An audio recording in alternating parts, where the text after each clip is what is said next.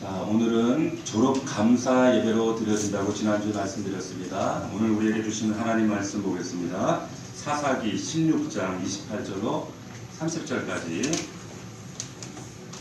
이 사무엘상이 아니고 사사기입니다. 오늘은 다른 본문으로 우리가 함께 말씀을 나누도록 하겠습니다. 사사기 16장 28절로 30절. 구약성경 391면에 있습니다. 자, 우리 다 찾으신 줄로 믿고 우리 28절부터 합독합니다. 다 함께 시작. 삼손이 여호와께 부르짖어 이르되 주 여호와여 구하옵나니 나를 생각하옵소서. 하나님이여 구하옵나니 이번만 나를 강하게 하사 나의 두 눈을 뺀 블레셋 사람들의 원수를 단번에 갚게 하옵소서 하고, 삼손이 집을 버틴 두 기둥 가운데 하나는 왼손으로 하나는 오른손으로 껴 의지하고, 삼손이 이르되 블레셋 사람과 함께 죽기를 원하노라 하고 힘을 다하여 몸을 굽히매 그 집이 곧 무너져 그 안에 있는 모든 방백들과 온 백성에게 덮이니, 삼손이 죽을 때에 죽인 자가 살았을 때에 죽인 자보다 더욱 많더라. 아멘. 더 늦기 전에 이와 같은 제목으로 하나님 말씀 함께 은혜를 나누겠습니다. 오늘은 지난주에 광고 드렸던 대로 졸업 감사 예배로 하나님께 영광 올려드립니다. 하나님이 주연이시고 오늘 졸업 맞는 학생들이 우리 저희 교회 3명이 있어요. 우리 이제 6학년을 졸업하고 중학교 가는 우리 지원이, 그리고 유치원을 졸업하고 초등학교에 입학하는 소연이, 그리고 이제 우리 여수정 사모님은 신대원을 지난주에 졸업하셨습니다. 3분의 학생이 졸업을 했는데 주연이 아니에요. 그렇다고 오늘 주인공이 아니라 하나님이 주인공이시고 이 인생 가운데 개입하시고 인도하신 그 에베네셀의 하나님이 주인공. 오늘 졸업하는 학생들은 조연입니다.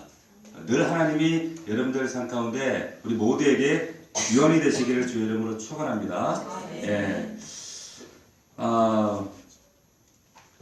그 먹튀라는 이야기 말 들어보시나요? 먹튀? 저는 그 먹튀라는 그 얘기를 요즘 좀 종종 듣게 되는 것 같아요. 먹튀라고 하는 뜻이 먹고 튀었다는 거예요. 먹튀. 요즘 젊은 사람들 사이에서 자주 사용하는 그런 신조어인데, 그 먹튀하면 떠오르는 그 스포츠인이 있어요. 그게 누군가 하면 박찬호입니다. 박찬호. 참 우리 제가 젊을 때 20대 때 박찬호 참 대단했어요. 미국에 가서 참 동양인으로는 드문 그런 놀라운 투구를 하고 대한민국의 이름을 높이고 참 엄청난 일들을 했죠. 그런데 박찬호가 지금 메이저리그 먹튀 순위 19위입니다. 왜 그런가 하면 텍사스로 이제 FA 자격을 얻어서 이제 이적할 때 당시로서는 지금도 엄청난 돈이지만 6,500만 달러 라고 하는 그런 거금을 받고 텍사스에 이제 이적을 하게 되는데, 그 이후의 성적이 별 볼 일이 없었어요. 계속 내리막길 부상 이런 과정을 겪으면서 구단과 그 팬들과 그리고 그 아끼는 많은 사람들 입에서 회자되는 얘기가 먹튀 박찬호. 돈만 받고 역할은 못 해주고 나갔다는 거예요. 그래서 박찬호가 그때 당시가 너무 참 고통스럽고 힘든 시간이었다, 이런 이야기를 인터뷰에서 종종 합니다. 근데 받은 돈은 많은데 돈에 비해서 사용 가치와 효용 가치, 기대치가 떨어졌다는 얘기예요.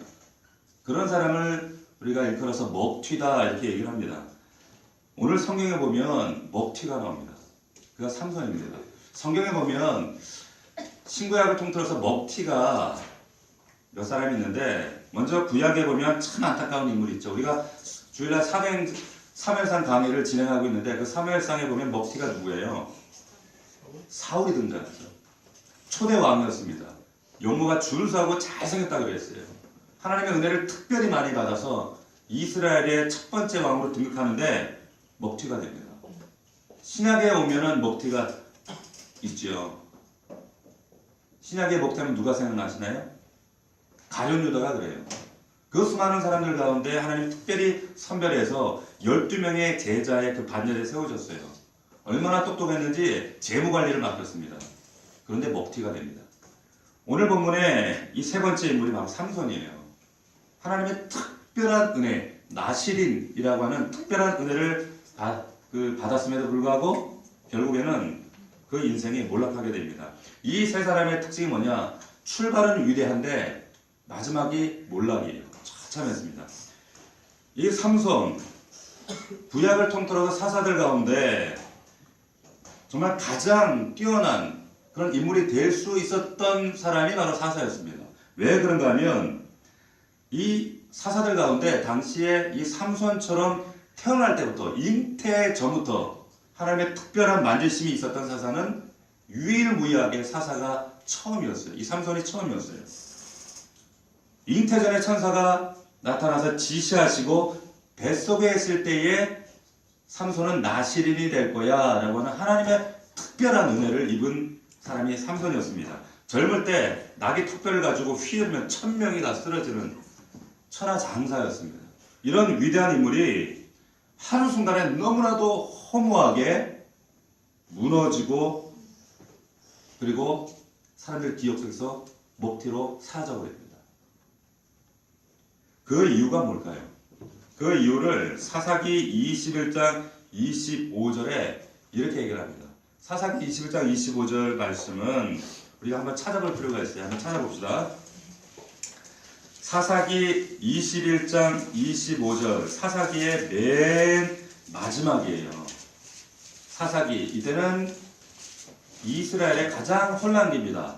하나님을 왕으로 여기지 않고 얼마나 제멋대로 살던 시대 하면 사사시대였는데 이 사사기의 마지막 장을, 마지막 절을 이 저자가 이렇게 결론으로 맺습니다. 우리 25절 말씀 같이 읽습니다. 시작. 그때에 이스라엘에 왕이 없으므로 사람이 각기 자기의 소견에 옳은 대로 행하였더라. 자, 여기서 자기의 소견에 옳은 대로라는 말이 무슨 뜻입니까? 내 생각대로, 내 기준대로, 내 생각이 가고 싶은 대로 행동했다는 거예요. 내가 기준이었다는 겁니다. 이게 사사시대의 특징이었어요. 그러면 사람들이 자기 각자 소견에 옳은 대로 행하게 된 이유가 뭐냐? 오늘 말씀해 보면 왜 이유가 무엇인가? 이스라엘에 왕이 없기 때문이다. 이렇게 얘기를 해요. 왕이 없기 때문에 사람들이 자기 생각대로 행하였다. 사사시대는 이스라엘에 왕이 없었습니다. 그러나 사실은 왕이 없었던 게 아니었어요. 우리가 사무엘상 주일날 지난주까지 강의 말씀을 통해 여러분들의 기억을 되짚어 보시면 이스라엘 백성들이 지금 사무엘에게 와서 뭘 요구했어요? 왕을 주십시오. 우리 이방 나라들처럼 왕을 주십시오. 그렇게 요구하는 사무엘에게 이렇게 하나님께 말씀하세요. 사무엘상 8장 7절입니다. 잘 들어보세요. 여호와께서 사무엘에게 이르시되 백성이 내게 한 말을 다 들으라. 이는 그들이 너를 버림이 아니요 나를 버려 자기들의 왕이 되지 못하게 함이니라. 이스라엘 백성들에게 하나님이 하시는 말씀이 이들이 지금 왕을 요구하는 것이 사무엘 너를 버리는 것이 아니라 지금 나를 버린 것이고 그 행위 자체는 나를 왕으로 인정하지 않겠다는 뜻이다. 이렇게 말씀하시는 거예요. 그러니까 지금 사사기에 있는 말씀대로 왕이 없는 것이 아니라 하나님이 왕 되심에도 불구하고 하나님의 백성들이 하나님 버리고 하나님 싫어요. 내가 왕 하겠습니다. 스스로 왕 되어서 자기 소견에 옳은 대로 자기가 하고 싶은 대로 살겠다라고 하는 거예요. 결과가 어땠습니까? 참담했어요. 참담합니다. 예수 믿는 사람들은 누가 예수 믿는 사람들이냐? 세상 사람들은 돈이 왕이고 내가 왕이고 그리고 내 가정이 왕이고 내 명예가 왕이에요. 예수 믿는 사람들은 그게 왕이 아니라 내가 왕이 아니라 내 안에 계신 하나님이 왕이십니다 라는 것을 가정에서 드러내고 직장에서 드러내는 거예요. 이 사람들을 일컬어서 크리스찬이다라고 하는 겁니다. 가정에서 아빠가 왕인가요? 집에서는 엄마가 왕이에요? 그런가 보네. 왕은 아빠가 왕이 아니고 회사의 사장님이 왕이 아니고 그 가운데 하나님이 왕이십니다라는 것을 우리가 말과 삶으로 행동으로 드러내는 것이 믿는 자들이다라고 하는 겁니다. 사사시대 사람들은 각기 자기 멋대로 소견에 오른 대로 자기 기분대로 자기 욕심대로 생각하고 행동을 했습니다. 자기가 왕이고 자기가 기준이고 자기가 질서예요. 이런 시대가 사사시대였어요. 그런데 이것이 사사시대만의 이야기인가? 우리가 곰곰이 생각해보면 오늘날이 그렇지 않습니까? 오늘날이 사사시대잖아요.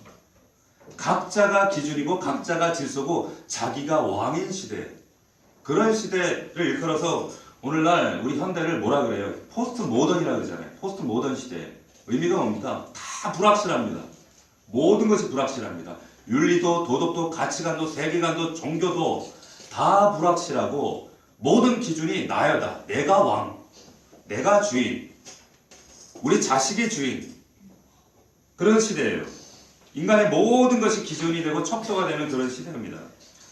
사람들은 요즘 사람들은 그냥 간섭받는 걸 싫어해요. 어떤 권위를 인정하려고 들지 않습니다. 불편해요. 왜? 내 개인, 내 기준이 최고이기 때문에 내 자유가 소중한 거예요. 중세시대에는 하나님은 살아계십니다.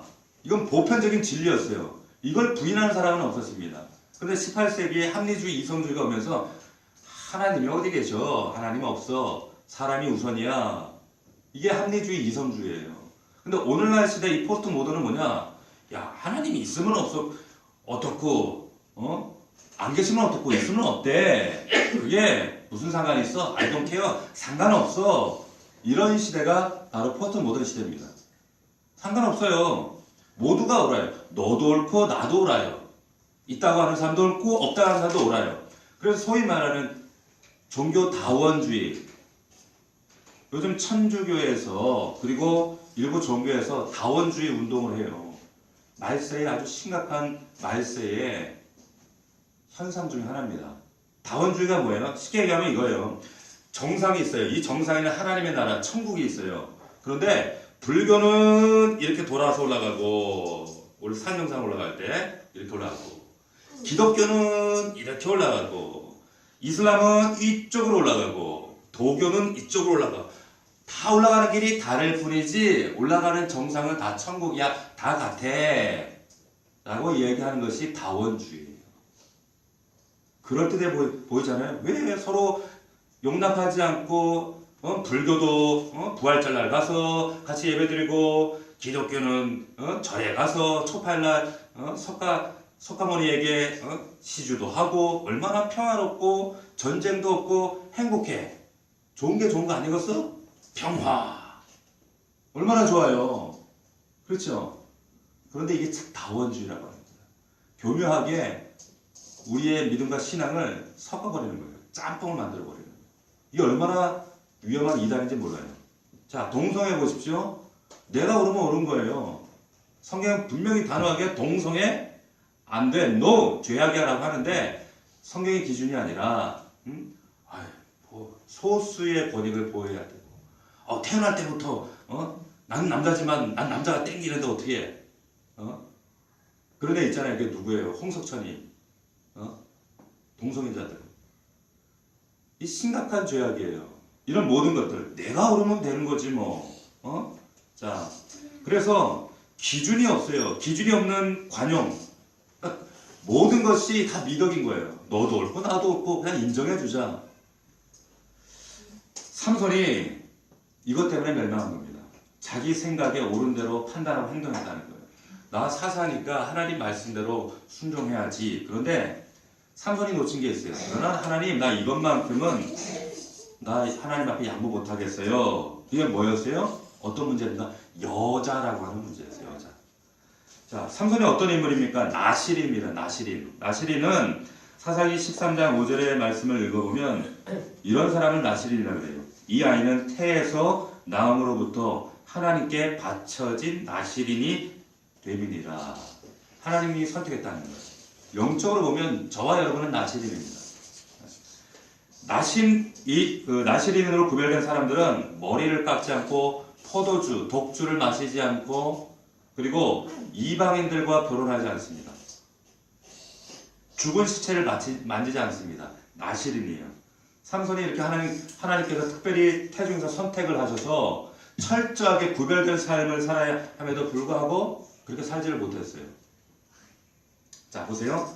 어느 날 삼손이 딥나라는 곳에 가요. 딥나에 갔는데 블레셋 여인, 8등신, 34, 23, 36 아주 이쁜 글래머스한 여자를 딱 만나요. 그 여자를 보고 뿅 반했어요.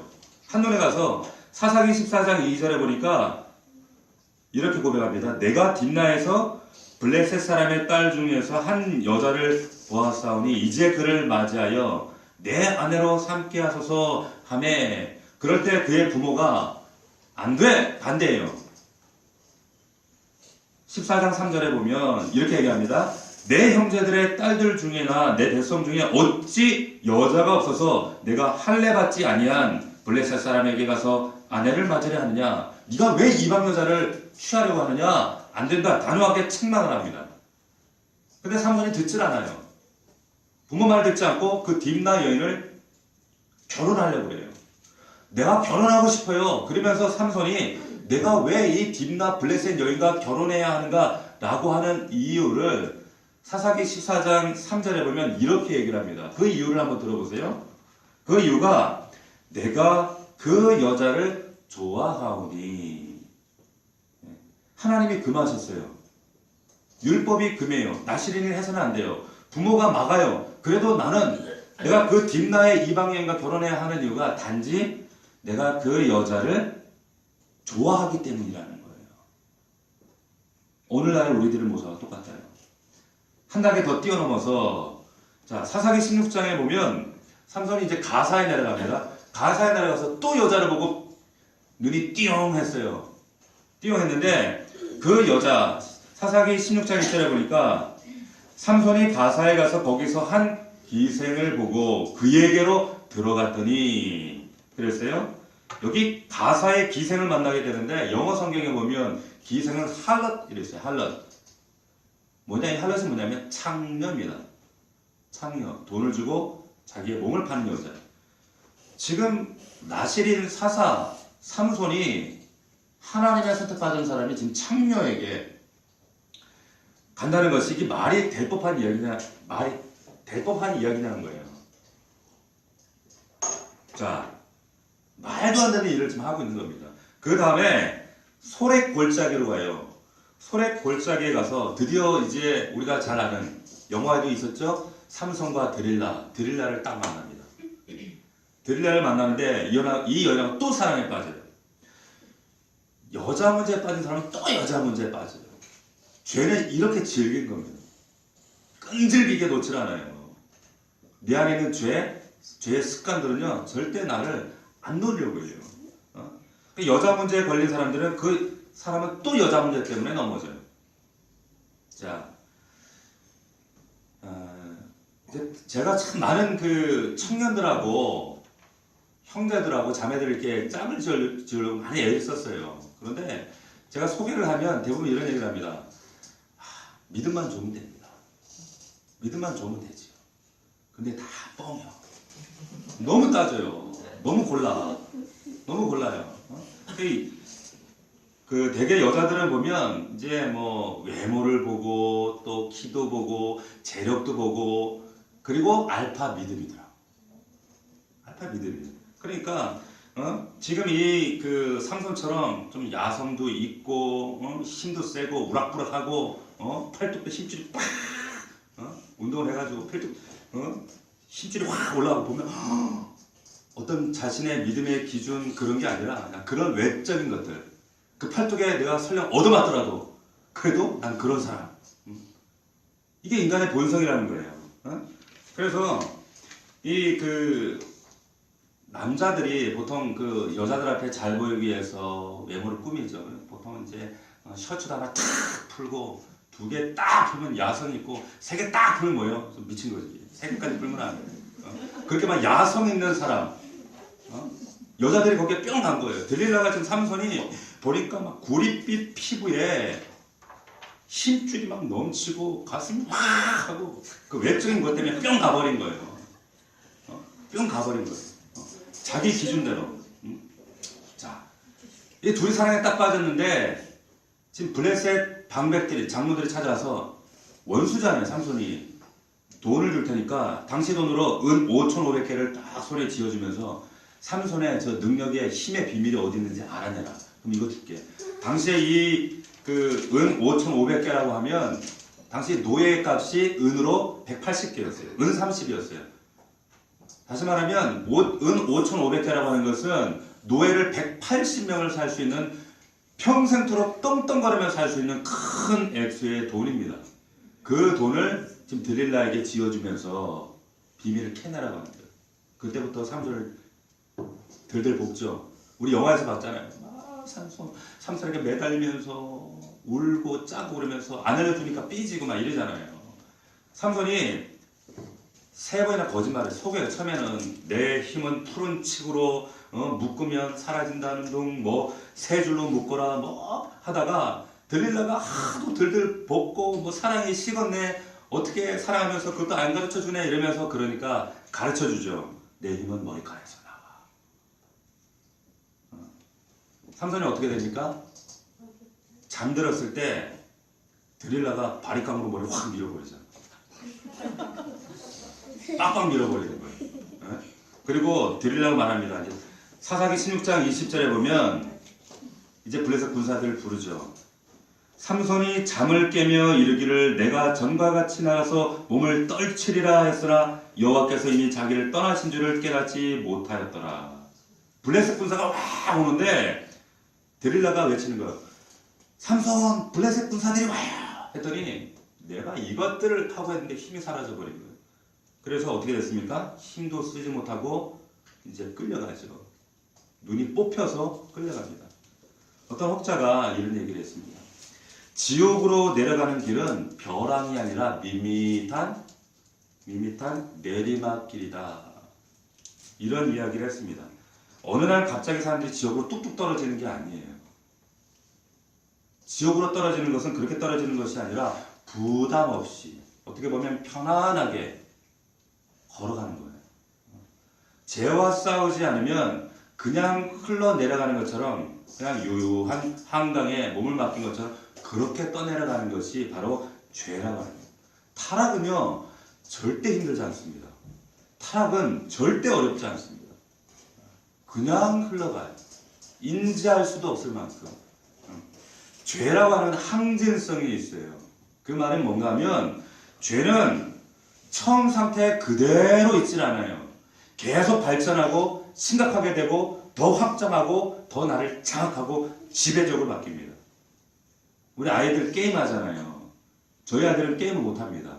이 게임이 얼마나 무섭습니까? 게임이 그냥 그 게임에 빠져서 1시간, 2시간 그 뇌를 장악하고 전두엽을 장악하고 그 아이들이 나중에 어떻게 되는 줄 아세요? 자기 통제가 안 돼요. 자기 혈기에. 그리고 감정 조절이 안 돼요. 후천적인 ADHD로 바뀌어져 버려요. 이 게임이 얼마나 심각한지 모릅니다.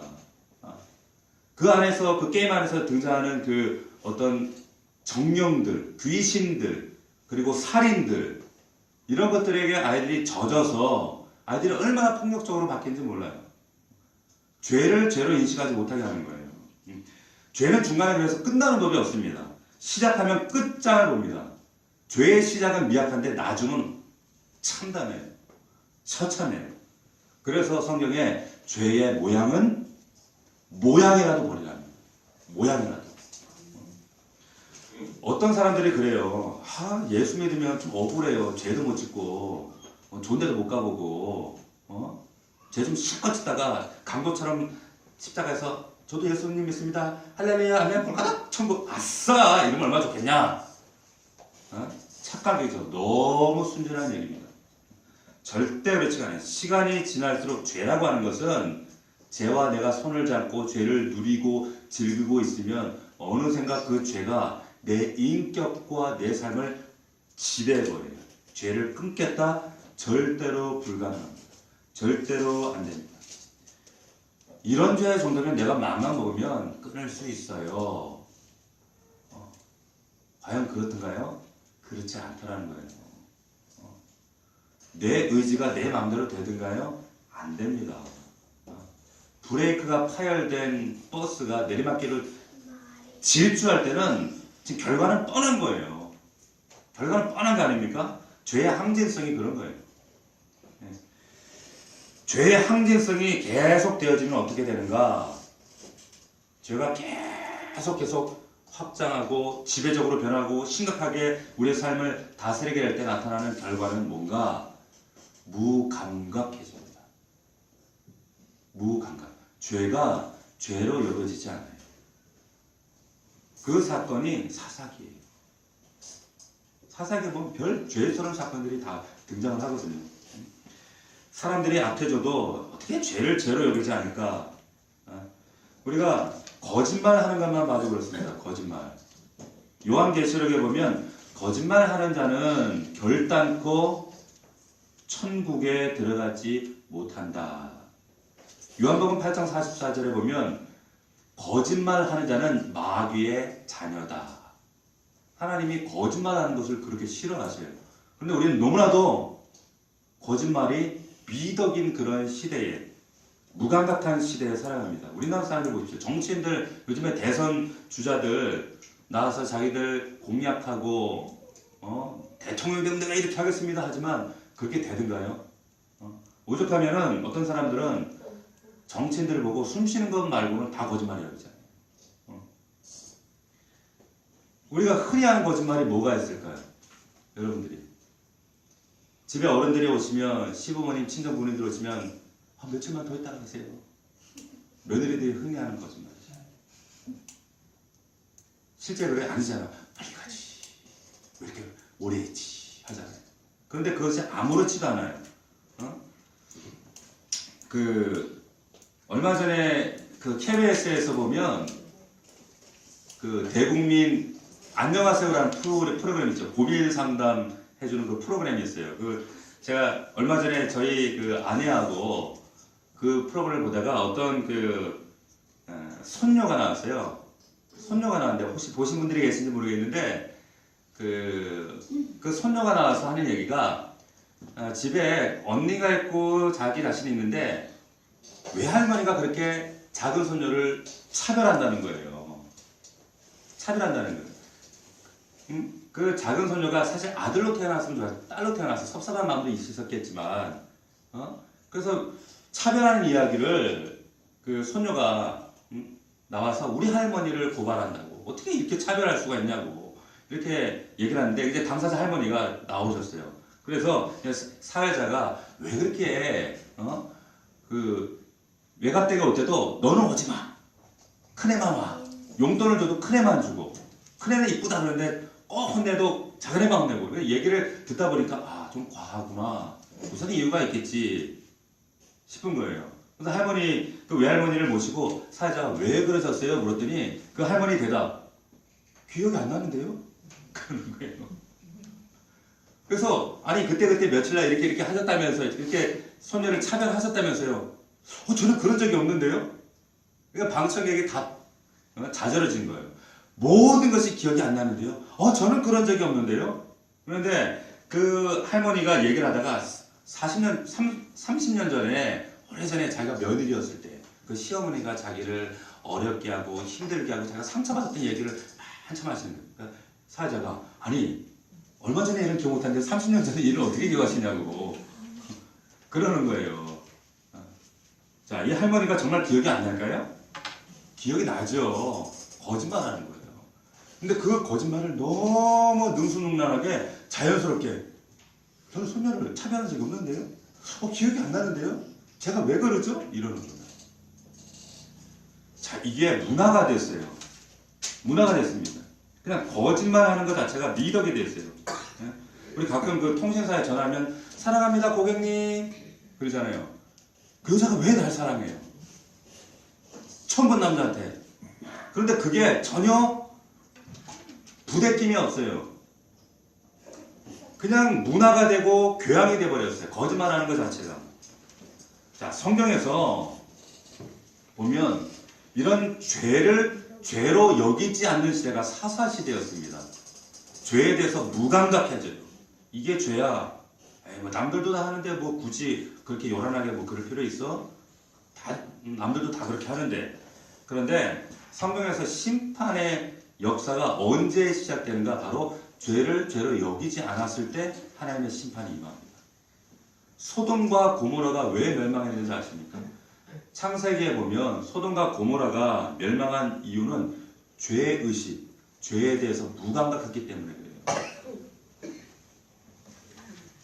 사람들에게 자기 딸을 성노리개로 천사가 왔을 때 천사를 보호하기 위해서 자기 딸을 성노리개로 사람들에게 내주죠. 그게 너무 자연스러운 거예요. 죄를 죄라고 생각하지 않습니다. 개인적인 심판도 마찬가지고 나라에 대한 심판도 마찬가지예요. 죄를 지었는데 내 안에 전혀 마음에 부담이 없어요. 죄책감이 안 들어요. 죄를 지었는데 죄책감이 없다. 그리고 아무 일도 없어요. 죄 지어도 뭐 아무 일도 없고 하나님 심판도 안 하시네. 그런데 사실은 여러분 잘 들으셔야 돼요. 채찍이 있으면 내가 죄를 지었는데 하나님이 채찍이 있다는 것은 아직도 하나님이 나를 사랑하신다는 증거입니다. 그런데 아무 일도 없었어. 괜찮네 뭐. 이거는요 하나님의 심판이에요. 애정도 안 남아있다는 거예요. 그럴 가치도 없다는 겁니다. 로마서에 보면 이런 사람들 향해서 하나님이 내어버려 두사 냅뒀다는 거예요. 내비뒀다는 거예요. 신학적으로 이걸 육이라고 합니다. 하나님이 채찍인 거 오히려 감사한 거죠. 그런데 죄책감이 사라지고 죄를 죄로 여기지 않는 시대, 이런 시대 안에는 절대 그냥 넘어가시지 않았다는 거예요. 우리 안에는 하나님의 성령님이 계세요. 믿으시면 아멘 합시다. 그렇기 때문에 죄가 내 안에서 항진성을 가지고 나를 확장하고 지배하지 못해요. 억제하고 멈추게 합니다. 하나님의 거룩하신 성령 때문에. 그런데 그렇다면 우리가 이 강력한 죄의 항진성을 이길 수 있는 비결이 뭘까? 비결이 뭘까? 죄가 보이면 멱살 잡고 싸우기라도 할 텐데 이 죄를 이겨야지, 싸워야지, 넘어지고 싸워야지, 넘어지고. 어떻게 싸울까요? 더 나은 사람이 되려고 몸부림치는데 안 돼요. 어떻게 하면 될까요? 죄와 싸우고 거기에 몸부림칠수록 나오는 결론은 로마서 7장이에요. 나는 곤고한 사람이구나. 나는 안 되는구나. 죄와 싸우는 것이 아니라 하나님과 더 가까이 하는 거예요. 죄와 싸워서 이기는 게 아니라 하나님과 더 가까이, 주님 앞에 더 가까이 나아갈 수 있는 저와 여러분들이 되시기를 주의 이름으로 축원합니다. 그래서 술자리를 거부하고 술을 거부하고 싸우는 것이 아니라 나중에는 그 술이 나를 거부하게 만드는 거예요. 그 하나님의 성령이 내 안에 계시면 내가 이길 수 있습니다. 자, 우리를 멸망의 길로 유혹하는 것은 칼과 창으로 우리를 유혹하던가요? 아니에요. 로맨스같이 부드럽게 우리를 유혹합니다. 이 죄가 그래요. 유혹 없는 신앙인이 어디 있습니까? 예수님도 유혹받으셨는데 하물며 저와 여러분들은 유혹을 안 받겠어요? 목사인 저는 유혹을 안 받겠습니까? 저는 유혹을 잘 이길까요? 마귀 중에 제일 센 마귀가 수도원 마귀라고 했어요. 수도원 마귀. 조나단 에드워드 목사님은 우리 속에 길들일 수 없는 짐승이 있다 그랬습니다. 이 짐승을 다스리는 비결은 하나님의 성령 내 안에 오셔야 돼요. 말씀을 붙잡아야 돼요.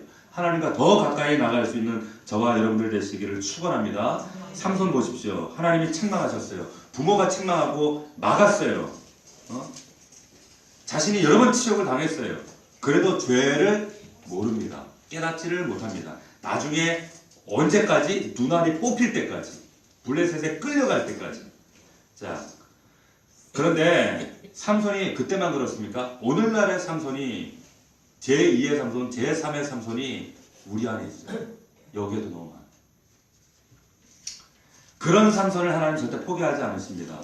기회를 주시고 회복하게 하세요.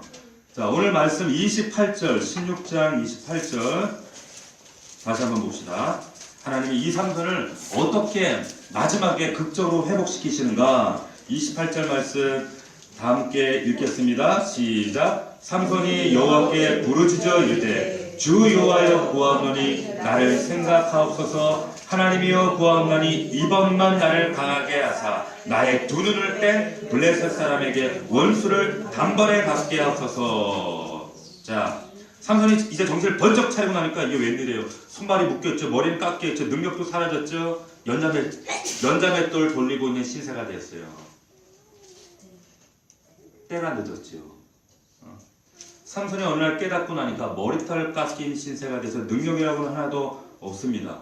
어느 날 깨닫고 나니까 눈알이 빠져 보이는 게 없어요. 어느 날 깨어나고 났더니 그 능력이 사라졌어요. 어느 날 깨어났더니 손발이 묶여 있어요. 어느 날 깨어났더니 연자맷돌 돌리고 있어요. 그래서는 안 된다는 거예요. 아, 무슨 소린가. 자, 믿음의 역사를 못 일으키는 겁니다. 묶인 거예요. 우리도 이와 같을 수가 있다는 겁니다. 손발이 묶일 수가 있어요. 눈알이 뽑힐 수가 있어요. 그러나 하나님이 이 삼손이 하나님 앞에 회개하고 기도할 때 회복시키세요. 삼손의 위대함이 여기 있어요. 기도합니다. 하나님, 내 인생 여기서 끝낼 수 없습니다. 이렇게 마무리 지을 수 없습니다. 내 삶의 이 나시린의 사명을 여기서 끝낼 수 없습니다. 이렇게 비참하게 끝낼 수 없습니다.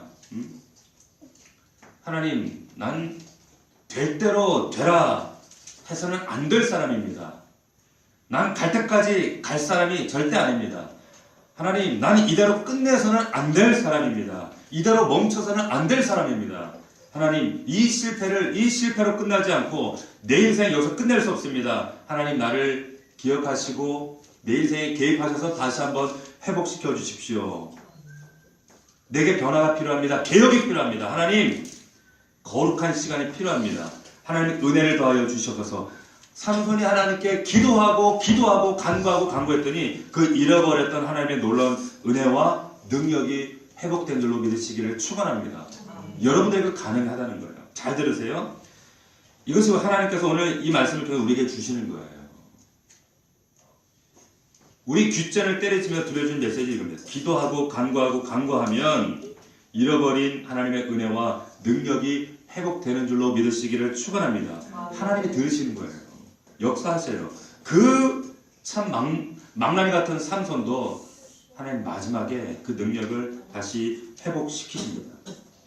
어떤 회개든지 이른 회개가 없고 늦은 회개가 없어요. 그때가 적기예요.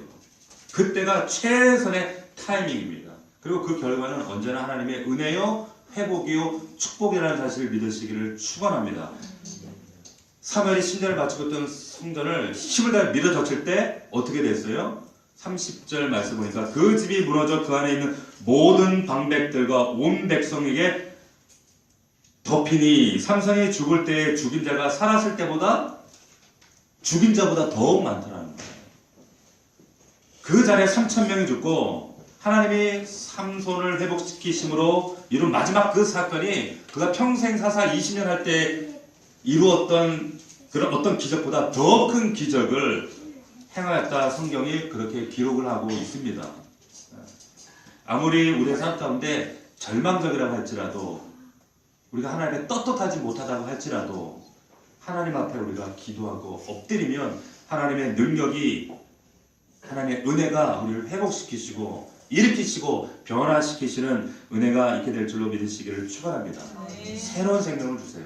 새로운 능력을 더하세요. 이 능력이 임하면, 은혜가 임하면 가정과 삶과 우리 영혼이 변화되어지고 내 주변이 변화되어져요. 이 믿음이 중요합니다. 하나님, 이 달라진 믿음, 새로운 믿음을 허락해 주시옵소서. 이 믿음으로 산을 옮길 수 있는 이 믿음을 나에게도 허락해 주시옵소서. 절박해야 돼요. 절박해야 돼요. 죄와 싸우지 말고 하나님과 더 가까이 하시고 하나님을 붙잡고 하나님 앞에 내 믿음을 늘 점검하세요. 그럴 때에 하나님께서 우리에게 허락하신 153의 기적, 놀라운 축복의 은혜를 우리 가운데 허락해 주실 줄로 믿으시기를 주의 이름으로 축원합니다. 이 말씀이 우리에게 놀라운 은혜 그대로 재현되기를 주의 이름으로 축원합니다. 함께 기도하겠습니다. 오늘 말씀을 붙들고 한번 기도합시다. 하나님, 우리의 삶을 지배하고 있는 많은 사건들, 문제들, 어려움들이 있습니다. 우리의 과거의 한낱 실수 때문에, 우리를 다스리고 있는 과거의 죄의 습관들 때문에, 연약한 모습들 때문에 하나님, 이제는 예수 안에서 하나님의 은혜로 우리가 굳건히 서기를 원합니다. 담대히 싸워 승리하기를 원합니다. 아버지 하나님, 삼손을 변화시키시고 회복시키시고 놀라운 은혜의 기적을 허락하신 것처럼 우리에게 이 놀라운 능력이 임하길 원합니다. 회복되길 원합니다. 아버지, 그렇게 살지 못했습니다. 용서하시고 아버지 하나님, 다시 한번 예수 안에 믿음 안에 승리할 수 있도록 도와주시옵소서. 우리 간절한 마음으로 우리 통성으로 한번 기도하겠습니다. 살아계신 아버지 하나님, 감사합니다. 아버지 하나님, 우리 안에 끊임없이 우리를 붙들고 있는 이 죄의 영향력, 우리를 다스리고 우리를 역사하며 내 아직대로 내 고집대로 내 소견에 오른 대로 하나님을 왕으로 여기지 못하며 내가 왕 되어서, 내가 주인 되어서 내 마음대로 내가 내 뜻대로 살아왔던 내 과거의 삶을 주님 용서하여 주시옵소서. 하나님이 주인이십니다. 아버지 하나님 왕이십니다. 하나님 역사하여 주시옵소서. 하나님 은혜를 더하여 주시옵소서. 하나님, 정말 하나님 뜻 안에서 거룩한 하나님의 사람으로 아버지 하나님 굳건히 세워지기를 원합니다. 어느 곳에 있든지 하나님을 떠나서 살지 않는 그런 백성들에게 하여 주시옵시고, 아버지 하나님, 날마다 하나님을 가까이 함으로 하나님 내 소견에 오른 대로 살아가는 인생이 아니라 하나님 뜻대로 붙들리는 인생이 될 수 있도록 아버지 역사하여 주시옵소서. 하나님 은혜를 더하여 주시옵소서. 삼손을 변화시키시고 회복시키시고 하나님 그 인생을 하나님 마지막이지만 그리고 하나님 놀랍게 사용하셔서 놀라운 기적으로 세우신 것처럼 아버지 축복하여 주시옵소서. 우리 넘치는 은혜가 이 능력과 은혜에 붙들리게 도와주시옵소서. 아버지 하나님, 뒷가로 가사로 하나님 내려가지 않게 하여 주시옵시고 오직 말씀이 기준이 되고 하나님의 말씀이 내 삶의 질서가 될 수 있도록 하나님만 붙드는 거룩한 인생으로 우리를 사무치고 붙잡아 주시옵소서. 그렇게 축복하여 주시옵소서. 우리 가정을 변화시켜 주시옵소서. 우리의 생활 현장을 변화시키시고 우리의 삶이 하나님 말씀 안에서 더욱더 건강하게 생활할 수 있도록 하나님 은혜를 더하여 주시옵소서. 살아계신 아버지 하나님, 오늘 주신 약속의 말씀을 붙잡습니다.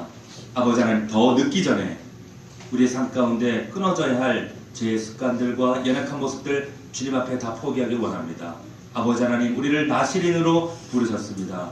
세상과 타협하지 않게 하시고 거짓된 유사진리에 무너지지 않게 하여 주시옵시고, 하나님, 죄의 항진성이 끊임없이 우리를 지배하려고 할 때 우리가 그 죄와 맞서지 않고 오히려 하나님을 더 가까이 할 수 있는 그런 신실한 믿음의 종들이 다 될 수 있도록 하나님 축복하여 주시옵소서. 믿사옵고 예수님의 이름으로 기도하옵나이다.